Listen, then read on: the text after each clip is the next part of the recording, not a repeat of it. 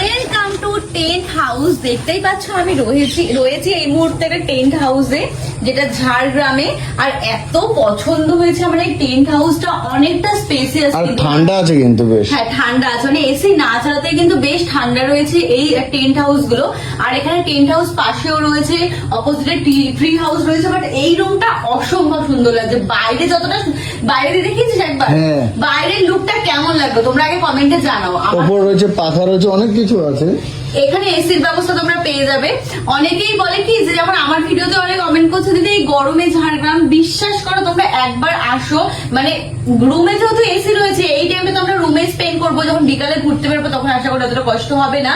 আর এই টেন্ট হাউসটার ব্যাপারে স্পেশালি এই ভিডিওটা টেন্ট হাউসটা নিয়ে জন্যই করা, যে বাইরে থেকে এত ভালো লাগছিল যখন এন্ট্রি করলাম না, আরো সুন্দর। আর একটা মানে জিনিস দেখাই, তুই ভিতরে চলে আয়, তুই ভিতরে চলে আয়।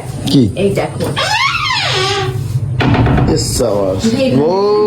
বৃষ্টি হয়, কি দারুণ লাগবে বলতে, অ্যাম্বিয়েন্সটা দারুণ। কিন্তু এটা তো আমি খেয়াল করিনি, দারুণ লাগছে এই জায়গাটা। তো কেমন লাগলো অবশ্যই কিন্তু কমেন্টে জানিও। আমার তো ভীষণ পছন্দ হয়েছে। আর আমরা মোটামুটি আমাদের প্ল্যান আছে আমরা বিকালের দিকে ঘুরতে বেরিয়ে পড়বো। আর অ্যাটাচ বাথরুমও রয়েছে, এখানে অ্যাটাচ বাথরুম রয়েছে, এইখানে ওই ব্যাগপত্র রাখার জন্য একটু জায়গা রয়েছে।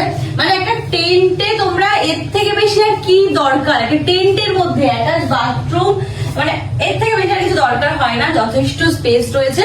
আমার মনে হয় এখানে 4 জন মিলেও আরামসে থাকা যাবে, এরকম একটা স্পেস রয়েছে। তো চলো আমরা তো থাকছি দুদিন, দারুণ দারুণ জায়গা এক্সপ্লোর করব।